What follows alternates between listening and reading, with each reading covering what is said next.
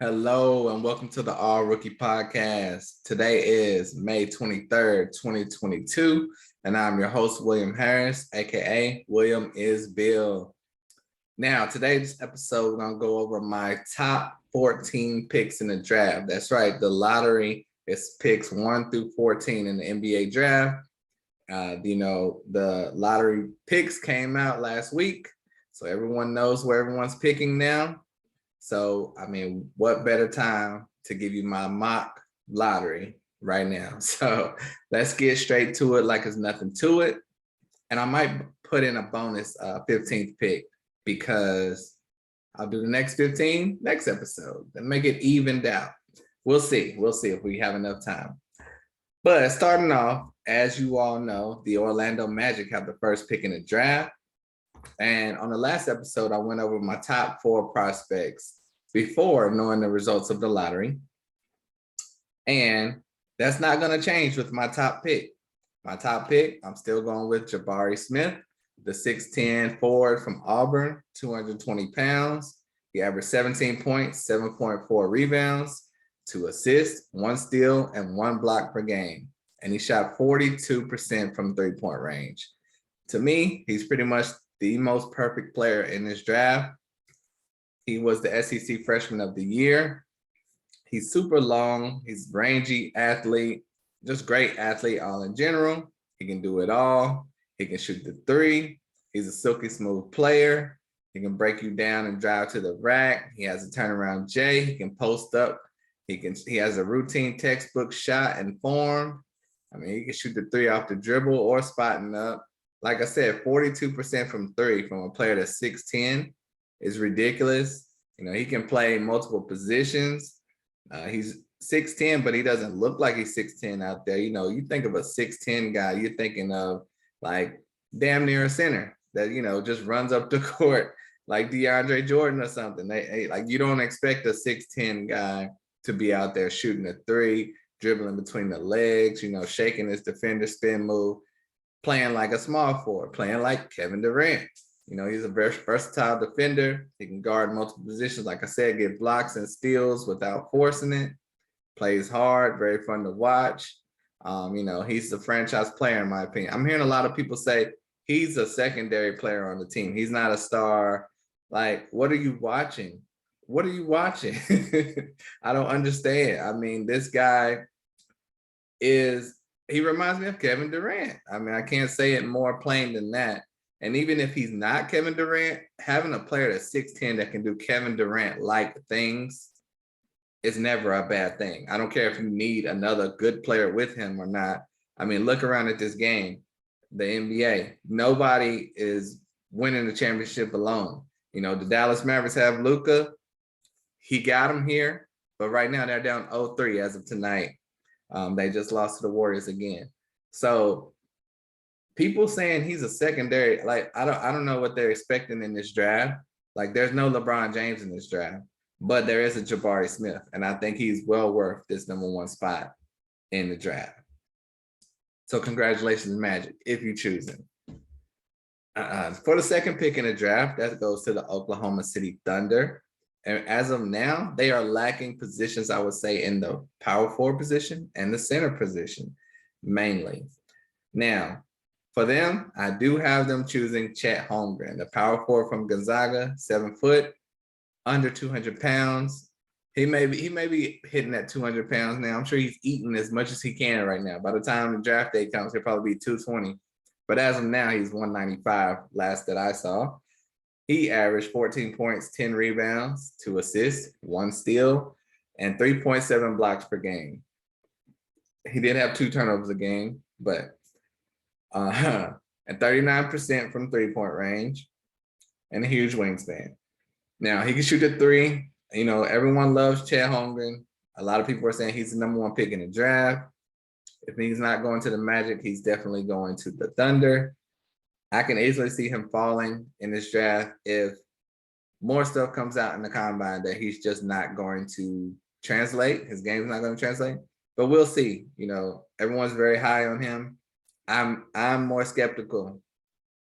There are good things about him. There are ridiculous things about him.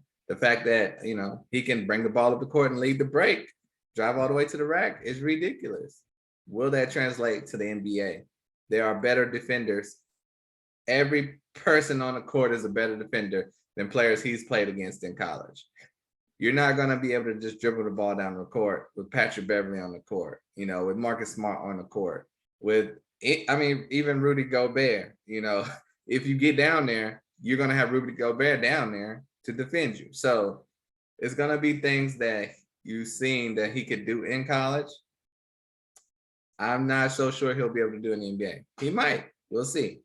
But he's a great outlet passer. Really talented at that, finding the open spot, finding the open man.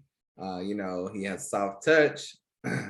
But in college, like I said, with the NBA translating, he just seemed so much bigger than everyone else as well. So that's not going to happen. Even with the Magic, they have a really tall team. We'll see if Mo Bamba comes back, but if they draft Chet, you can pretty much guarantee he won't.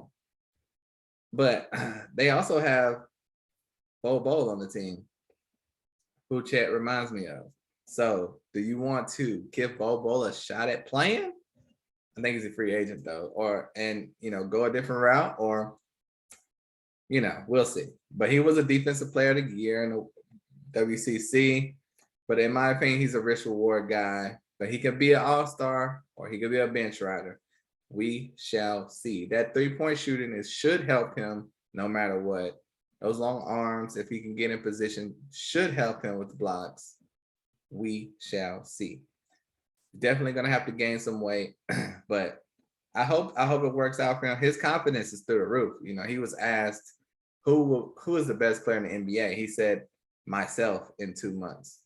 So, okay, Chet, we will see about that. He said something else newsworthy recently too. I can't even remember right now, but he clearly has a lot of confidence in himself. And it's probably because he's been hearing a lot of negative things about himself and he's being defensive, but for the most part, Chet, everybody loves you, but I'm a little weary, but through more work with the combine and all that, we'll be more confident come draft day. For the third pick in the draft, the Houston Rockets, I have them selecting Paolo Banchero, the 6'10" forward from Duke. He averaged 17 points, 8 rebounds, 3 assists, 1 steal, and 1 assist, with 2.4 turnovers per game. He did shoot 34% from 3, has a 7-foot wingspan, and he's been compared to Blake Griffin when Blake Griffin was Blake Griffin. I see it a little bit. He's very talented. He can hit the J, has a nice fadeaway. He can handle the ball like a small forward, but he's strong and big like a power forward. He'll be able to play multiple positions depending on the matchups. He has a nice package of moves. He's just very big out there, but not too big. But, he's not going to be smooth like Jabari Smith, which you just see and you just are in awe of.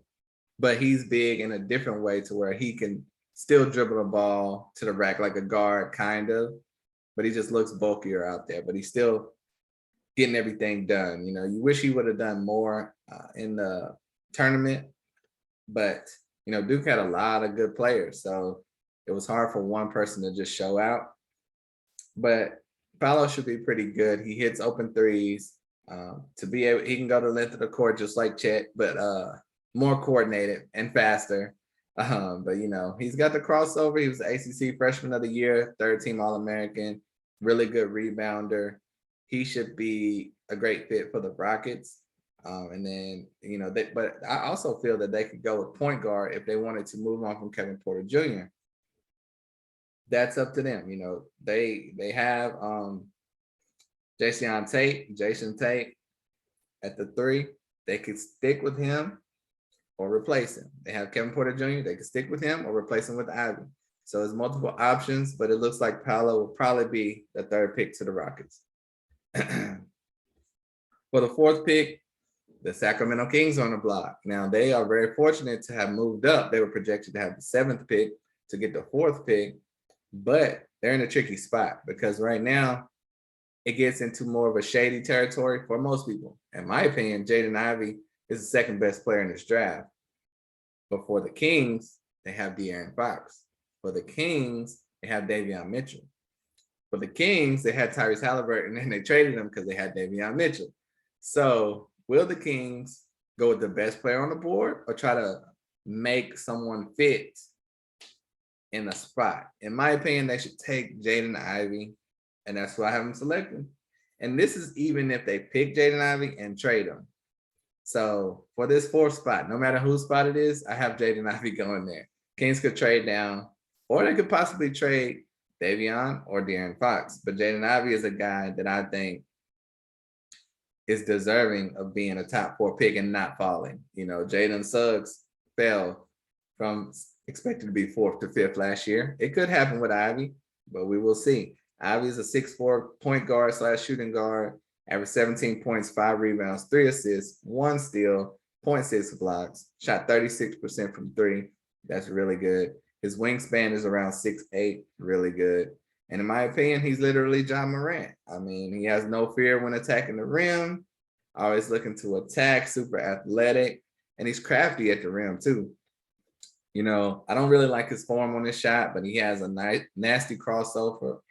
That handle is ridiculous, you know, and wait till you see this package of layups that he has. It's going to remind you of Kyrie Irving. You know, he's got quick hands on defense, makes some special passes. His first step is ridiculous. So if he plays point guard in the league, I mean, honestly, look out. If it's not John Morant, it's Russell Westbrook. But, you know, okay, see Russell Westbrook. But no, I love Jaden Ivey's game. And this team seems to be the way the NBA is going. You're going to want a John Morant on your team. You know, you're going to want a young Russell Westbrook. You're going to want a young Derrick Rose. Who wouldn't want a player like that on their team? And look what the Grizzlies are doing. So this is a copycat league. John Morant's, success is definitely going to influence a team to pick Jaden Ivey, and they will not be wrong in doing so. Okay, so I went over my 4 prospects last episode. It was those 4, but it was in a different order. So don't get it confused. This is not my best players 1, 2, 3, 4. This is how I'm fitting these players with the teams in this mock draft. Because I still have Jaden Ivey 2nd on my most talented board.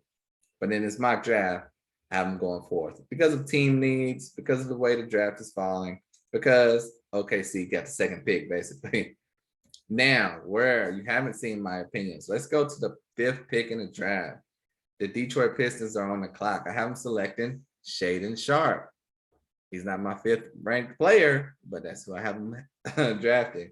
And, you know, he was working out in the combine and then he stopped. People are assuming he has a promise. So we will see.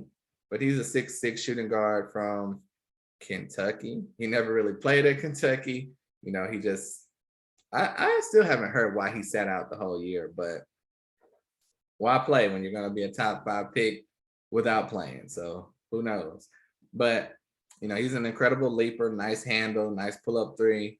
He plays like a star, you know, like a really flashy street ball player, pretty much. Kind of like Jalen Green, that was drafted 3rd last year for the Rockets. He loves the three-point shot. He's a great finisher at the rim.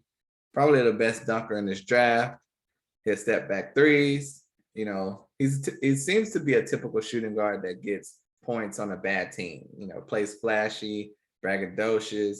He's a tiny bit skinny, but you know, he could be OJ Mayo. He could be Jalen Green. We will have to see. He also reminds me of a young J.R. Smith, very flashy with his dribble, could do everything, just needed some schooling. If J.R. Smith would have went to school, which he was thinking about going to Carolina, I think his career would have turned out better. I think he needed that coaching.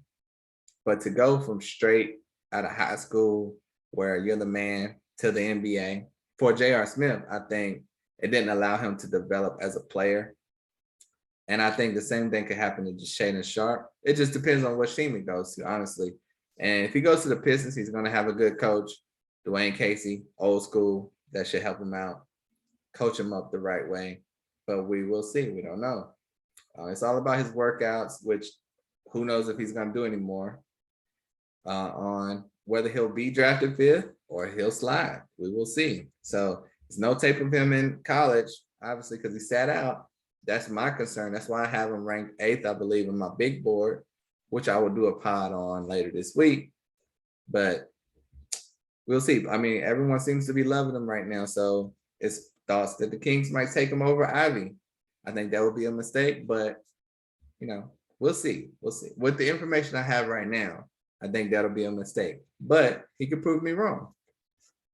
With the 6th selection, I have the Pacers taking Keegan Murray, the 6'8" forward from Iowa, the sophomore, he's 22 years old. But see, a lot of people go into the age of a prospect. I really could care less. I don't knock players for that. Maybe if it's an equal player, one's 19, one's 22, might as well take the 19-year-old. But for people to say he's 22, he's 23, he's old, he's 24, don't draft him. Like, he's a top 10 pick, but he's 24. Draft him in the 2nd round. Like, what? 24 is still young. You still got 10 years of prime basketball, pretty much. Like, cut it out. And when you draft a player, most players are not staying on the team more than 3 or 4 years anyway. When that contract is up, they're going to another team anyway, whether it's because of lack of production or overproduction, or they just don't have money to pay you. So don't give me that age crap, okay? Keegan Murray, 22 years old, don't care at all. And that's still not 23 or 24. But I've seen people complain about 22 years old as being too old. That's ridiculous. But he averaged 23.5 points, 8.7 rebounds, 1.5 assists, 1.3 steals, and 2 blocks per game. And he shot 40% from 3, people. That is huge. You got to love that. And that's what's helping him be in my top 6, to be honest with you. Because when I watched his tape, I didn't love it. I liked it. But, you can't really deny 23.5 points per game. But, he shot 55% from the field, 40% from 3. So, he's a really good shooter. He's very effective in the paint. It's not pretty how he does it, but he scores. He makes tough contested shots in the paint. His shot release could probably be quicker to, really make it in the NBA. But he can play in the post very well and in the perimeter, which is a great factor, benefit to have.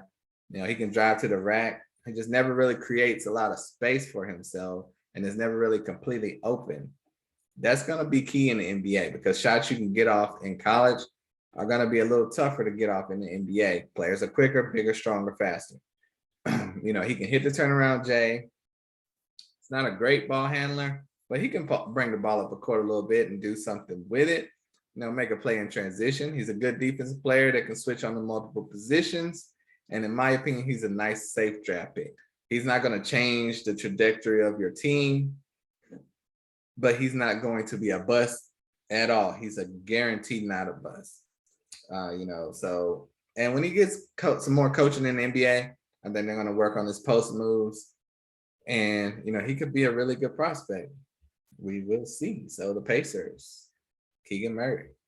Number 7, the TrailBlazers. Damian Lillard was at the draft lottery, disappointed that they did not get a top 5 pick. But Dame, I will say, it's okay.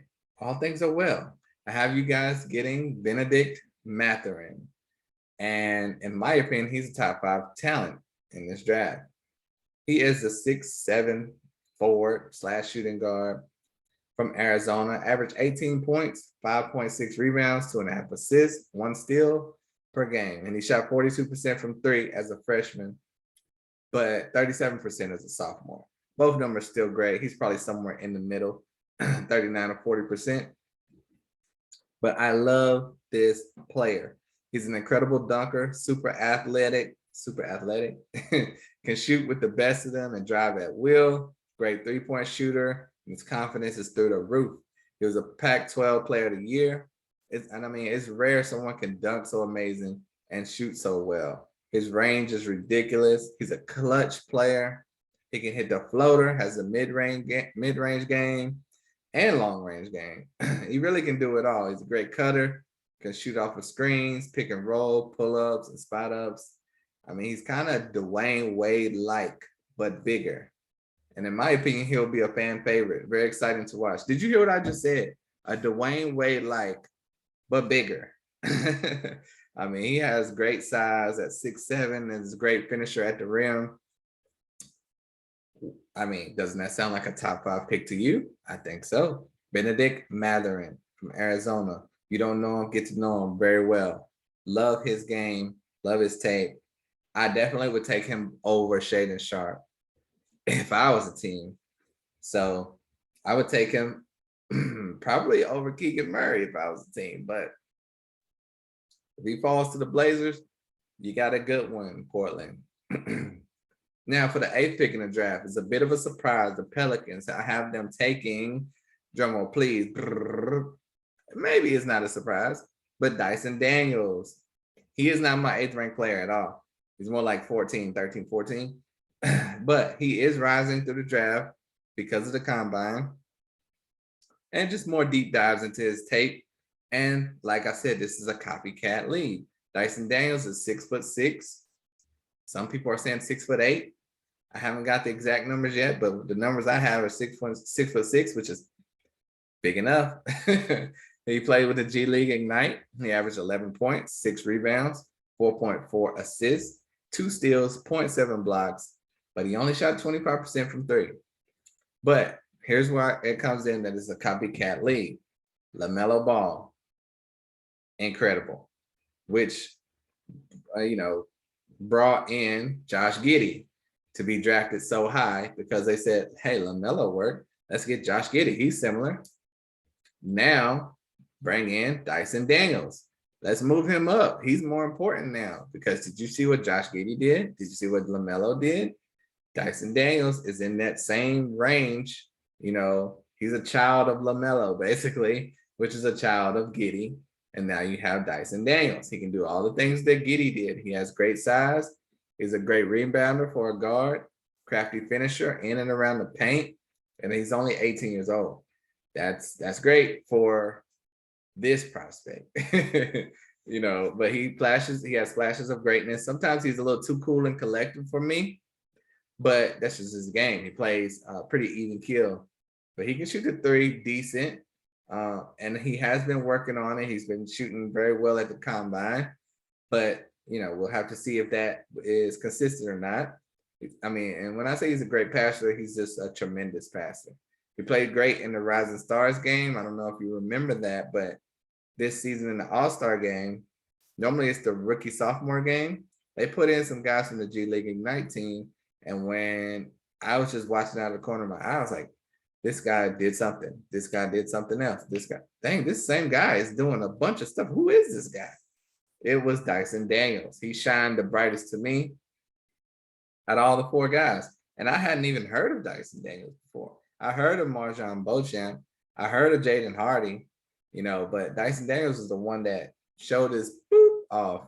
And so I said, I'm going to have to keep an eye on Dyson Daniels. And for good reason. I don't think anyone has him projected going this high in any mock that I've seen.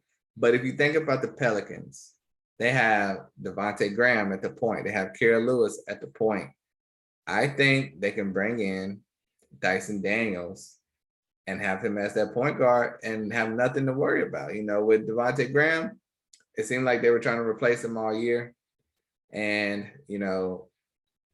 imagine Dyson Daniels making passes to Zion Williams, making passes to Brandon Ingram. I think he can lead this team, even with, CJ McCollum. I think Dyson Daniels on this team will be a tremendous fit. They had Lonzo Ball and they let him go.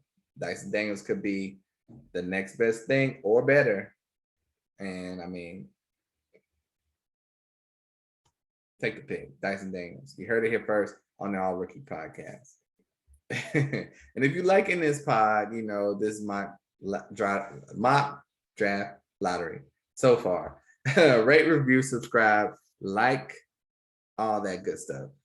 Help me out with all that because I'm giving you all the information. If you hate what I'm saying, put it in the comments. Hit me up on Twitter at William is Bill because we are going to number 9 right now, and that is the San Antonio Spurs. Now, hold on to your butts. I have a surprise for you, a guy you probably never heard of, but Jaylin Williams. I have the Spurs taking Jaylin Williams at pick 9. Now you're gonna say, who is Jalen Williams? Is he good? Where is this coming from? He is the 6'10" power forward / center from Arkansas. He scored 11 points, had 10 rebounds per game, 2.6 assists per game. And he is a 20-year-old sophomore. From his freshman year, shot 30% from three. Sophomore year, 24% from three. But listen to me. He's 6'10". He's a big man. That's not bad. He's a very versatile big man, passes like a point guard, great outlet passer, has tremendous vision, always finding an open or cutting man, can finish in the paint, can dribble himself to the paint himself and dunk it. You don't see that often with a big man. He looks like Jared Allen out there with his afro, but he doesn't play like Jared Allen. He can shoot the 20-foot jumper. Jared Allen, yeah. But he can even shoot the three. You know, he's perfect for today's NBA. He even shoots it with confidence. He's a great athlete. Not good, but great. Very good defensively, you know, with the switching and all. So he can stay with the guards. You know, his length helps him out as well. He played very well against Chet Holmgren and Mark Williams. So, you know, he will fit right in with the NBA. His best trait is probably passing, honestly. Who's to say he is the next Nikola Jokic? Don't know. But he's a super talented big with potential to be great. You know, like I said, 20 years old. And he has not hit his ceiling. He could be better. This is a guy I think the Spurs could reach on, kind of like they did last year with Josh Primo. Everyone thought Josh Primo was a late first or second round pick. Everyone is kind of thinking the same about Jalen Williams right now. He's probably in the 20 or later range, but I think the Spurs are in the business of shocking people and going with guys they think will be great in a few years. So look out for Jalen Williams from Arkansas. That's a bit of my swing for the fences, but I think he would fit very well with the Spurs. And the Spurs don't need a point guard or shooting guard. And there's a lot of guys in this 9 range that are that position. So will they take the best player, which they could, and be super redundant, which they already kind of were, or will they go for someone that could be great at a position they need? We will see, but I have the Spurs going Jalen Williams from Arkansas. I know you're going to say something about that. Go ahead. Go ahead. Debate me. Let's go. No, for the 10th pick, I had the Washington Wizards on the clock. I wanted to have the Wizards draft Dyson Daniels so bad. You will not understand. Maybe you will. But I just had the Pelicans sniping them. Now, that left the Wizards in a predicament. There's no point guard right here that I'm comfortable with taking this high. So do they reach? Do they take a guy just because he's good and he fits the position? Or do they take the best player on the board? I think the Wizards take the best player on the board. Look for that point guard in free agency, AJ Griffin. And this is the best player on the board according to y'all. You know, GMs, Woj, all these people. He's not my best player left on the board. But I'm going to give them AJ Griffin, the forward / shooting guard from Duke. He's 6'6". I have him at 22 pounds. That's definitely not right. He's probably 220 pounds. I don't remember, but that's funny that I have him at 22 pounds. But anyway, he averaged 10.4 points per game, 4 rebounds, 1 assist, a half a steal, a half a block. He shot 49% from his field goal percentage overall. And he's only 19 years old. That's what people love. Everything I've said so far is very non-exciting, but he did shoot 45% from 3. That's the wow. That's the, oh my goodness. That's why he's ranked so high. Because when I watched his tape, I was like, this is the guy everybody's talking about? He averaged 10 points per game. Like, what? His game does not look like, you know, someone that should be going 6th or 7th in the draft. But there's a lot of talk of how he came into the season injured. He's more athletic than his team let him show. We will see about that. I can only judge the tape. From the tape I see, he's a really good shooter. Like you just heard, 45% from 3. You could say great shooter. He has a nice handle, nice step back. He's a very smooth player. He's a pure shooter. I mean, he kind of looked Buddy Hield like out there to me. he should be like a standard good shooting guard that can start on any team. You know, maybe a little Harrison Barnes in this game, but he has a really nice touch. His shot release is a little slow, but it shouldn't be a problem. But his game is really nice and easy. You know, can shoot the fadeaway really nice.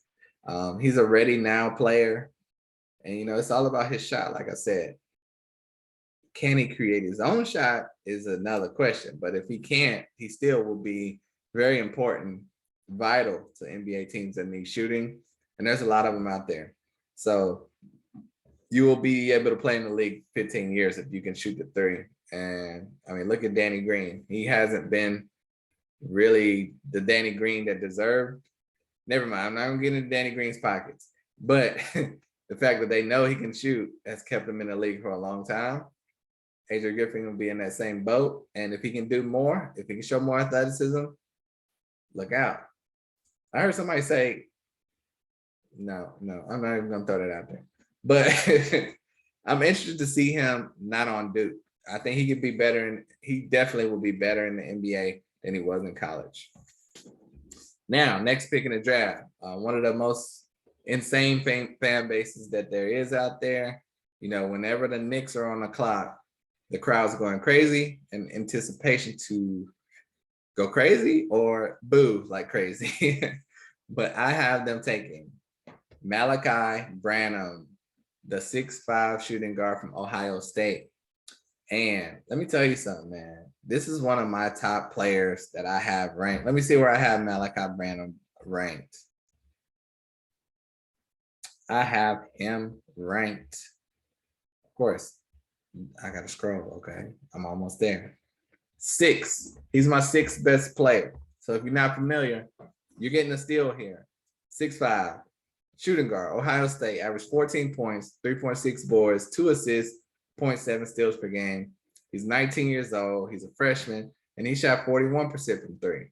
Now, he was a Big Ten Freshman of the Year, 50% field goal percentage. In my opinion, he's a perfect shooting guard. He has a tremendous shot, can drive, pull up, spot up, hit every shot on the court. He's deadly from 3. He definitely could be a starting 2 guard in the league. He's very polished and smooth. Looks like a young Ray Allen. Did you hear that?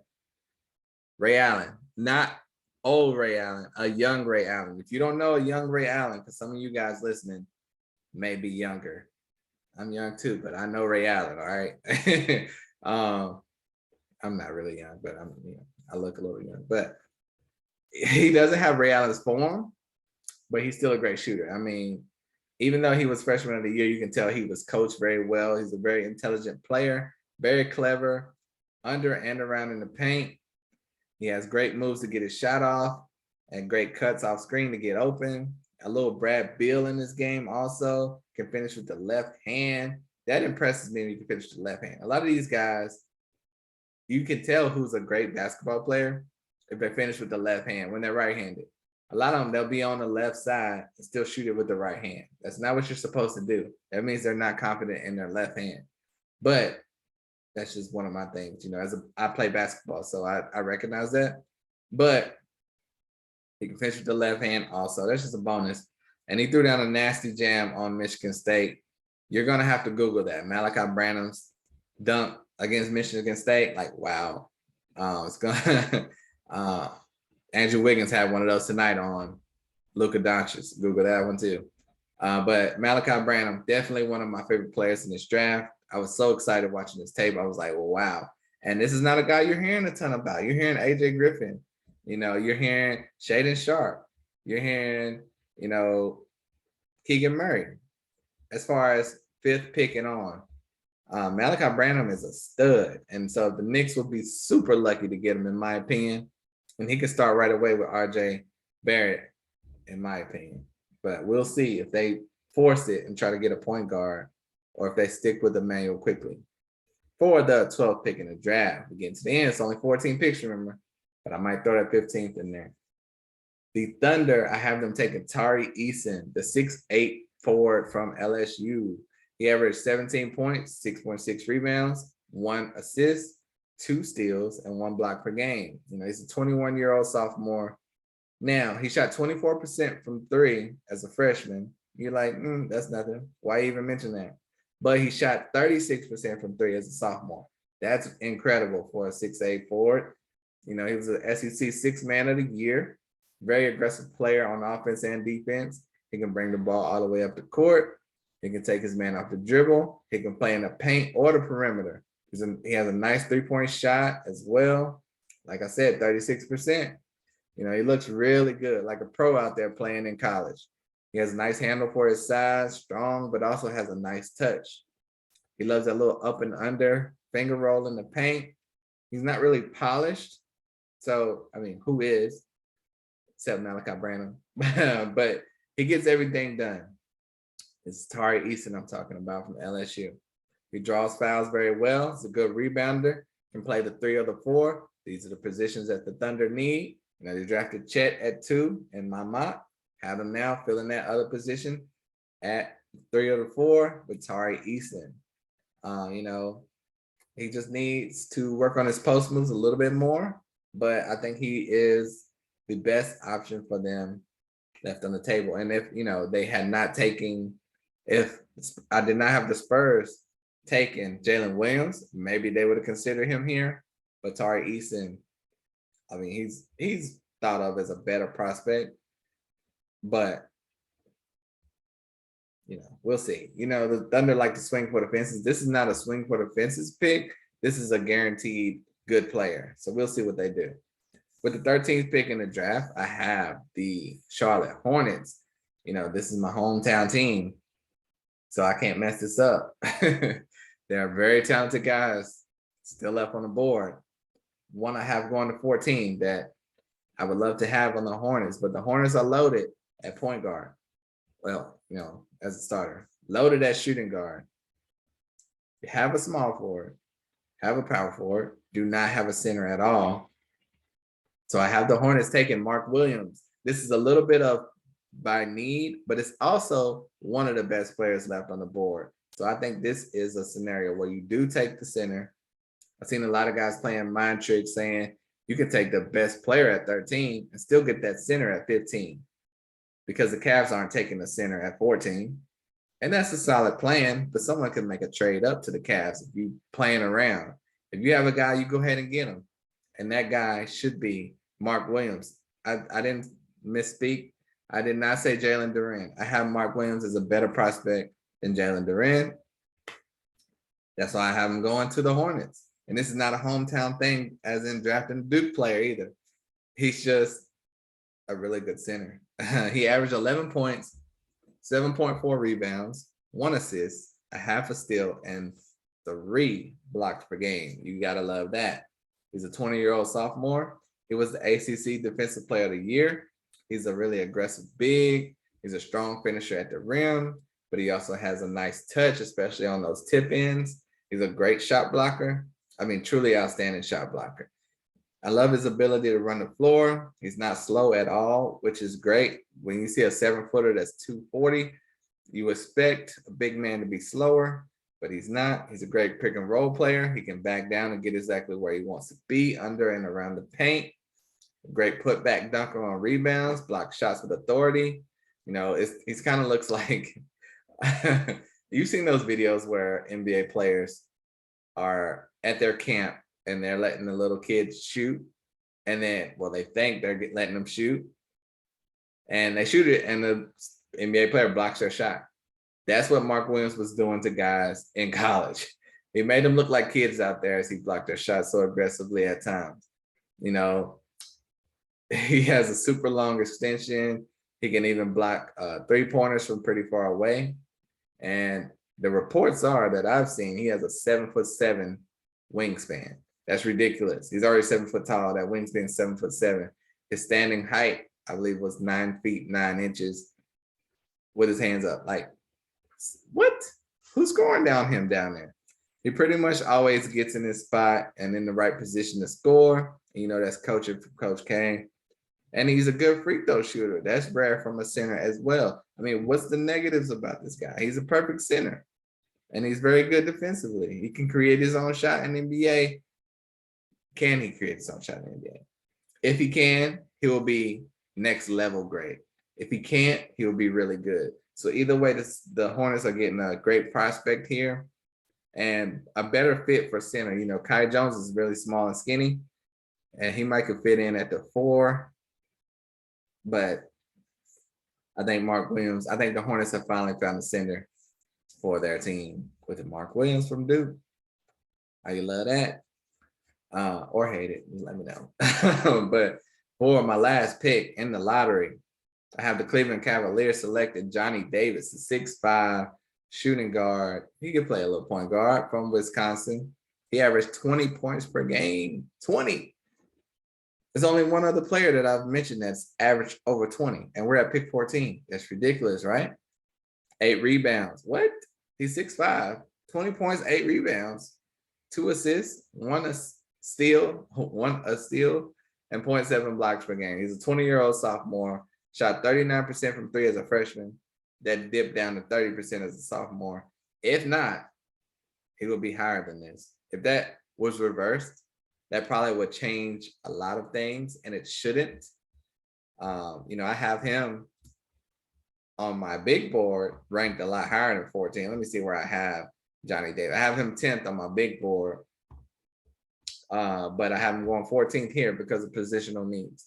So if you don't know Johnny Davis, he has a great feel for the game. He's extremely talented, really good and tough defender, which is great. Normally on guards, they have the offense on lock, but the defense, he's a really good and tough defender. He's very scrappy on defense, physical and aggressive. Great three-point shooter, you know, because I think he's probably somewhere in the middle between there, maybe 36%. We will see. He didn't play a third year, so we'll see what he does in the NBA. But he was a Big Ten Player of the Year. He has great hands, especially for steals. He's a pesky defender, can get his own shot in multiple ways. He had the pull-up 3, spot up 3, drive to the rack. I don't see anything super special, which makes me have him 10, because he's kind of slow and methodical with his moves, but it's effective. He just does everything well. He has a pull-up J. His fadeaway is nice. Every now and then he has that speed of burst to get to the rim. Burst of speed to get to the rim. He's a clutch player, and he's always up for the challenge. You know, he got the better of Jaden and Ivey when they went head-to-head. And if you want to say what he can do to be a little better, just passing. He's more of an offensive threat to where he just wants to get his own. So just pass the ball a little bit more, be a little less selfish. Like I said, 2 assists per game. But when you're on a team in college, it's different than how you're going to play on a team in the NBA. So that's something that can easily be fixed. That's not like a character flaw that's dooms you forever. So that's my 1 through 14. Do you want to hear 15 real quick? Let's go ahead and do 15 real quick. With the pick 15, the Hornets are back on the clock. If you hate that I'm doing 15 right now, you just want your 1 through 14, like this video and comment about it, and I'll get back to you. But no, I have the Hornets taking Kendall Brown.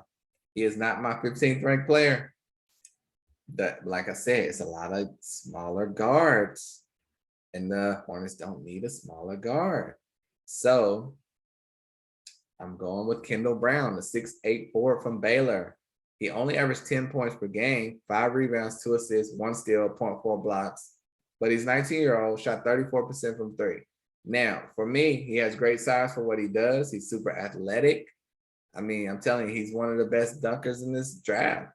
And you already know they have Miles Bridges. So adding Kendall Brown, that's just going to be fun. And if Miles Bridges, if they don't sign him to a contract extension, Kendall Brown could eventually slide into his spot and maybe do some things at that position. We will see. But he can, you know, he's super athletic. Like I said, he can hit the spot up 3. He's a tall, bit of an unorthodox player, but he's always cutting to the rim, normally getting to the right spot all the time, catches a ton of easy baskets and lobs. He has a good handle, but not great, but he can go coast to coast with it. He's a great dunker, like I said, can do just about everything, but he's probably still growing into his body and he's a little bit more developing. But this is what players love to do. This is what teams love to do. Have a player like this who they think is still elevating his game. most teams don't want to draft, especially in the lottery area, a guy that is what he is. They want a guy that he's good. I want to make him great, or I can see that he will be great. And I think they can do that with Kendall Brown. He could be very good. For right now, he kind of plays like a young Channing Frye, who is a tremendous three-point shooter, big man, but he's more athletic. And he's also a good defensive player. But I think Kendall Brown will fit well with this team because after they take Mark Williams, they don't really have any needs anymore. You could say power forward, but they don't really have any needs. If you're going to use Kai Jones, they have JT Thor. I mean, they have a lot of young guys and talent behind PJ Washington. And, like I said, Miles Bridges, they have Gordon Hayward. This team is loaded. So this is a backup player that you're drafting to see if his ceiling will reach a potential. Like if you get rid of Gordon Hayward, if you get rid of Miles Bridges, can you do so? Is Kendall Brown the next guy? That's what I think. They also could trade this pick because, like I said, this is a depth pick. You could draft a backup point guard. I don't really love anyone right here. So I just stuck Kendall Brown in there and we will see what happens. So that is my 2022-2023 mock draft from the All Rookie Podcast. Let me go over them one more time. If you had to get out of the car, if you had to, take a call, listen to a song, you just lost track. You don't even know how you got to where you are right now because you've just been listening, fascinated. Here's my 1 through 15 once again from the All Rookie Podcast. I have the Magic going with Jabari Smith, the Thunder, Chet Holmgren, the Rockets, Paolo Banchero, the Kings, Jaden Ivey. At 5, the Pistons, Shaedon Sharpe. At 6, the Pacers, Keegan Murray. At 7, the Blazers, Bennedict Mathurin. At 8, the Pelicans, Dyson Daniels. At 9, the Spurs, Jalen Williams from Arkansas. At 10, the Wizards, AJ Griffin. At 11, the Knicks, Malaki Branham. At 12, the Thunder, Tari Eason. At 13, the Hornets, Mark Williams. At 14, the Cavs, Johnny Davis. And at 15, the bonus, the Hornets with Kendall Brown. That was kind of like a rhyme I did there. That was nice, right? But no, let me know what you think about my mock lottery. This is lottery 1.0, mock lottery 1.0. Some things may change with the combine results, news and notes that we get, that we pick up. There are some guys that may, they're opting, they have an option if they want to return to college or stay in the league. That won't really affect this 1 through 15, but it will affect other players in the draft. So we at the All Rookie Podcast, me at the All Rookie Podcast, I'm the host, producer, all that. But William Isbill on Twitter. We'll be back with more. I'll do part 2 of this to finish out 16 through 30. Because if I didn't get to your team, you want to know who you're picking. You want to know if you're a Warriors fan. If you're a Rockets fan, what's my second pick? It's other teams that we haven't gotten to. The Mavs, y'all need help right now. Y'all need help. So we'll get to them later. Thank you all for listening. Like, subscribe, rate, review, all that good stuff. And I'm out of here. Until next time, peace.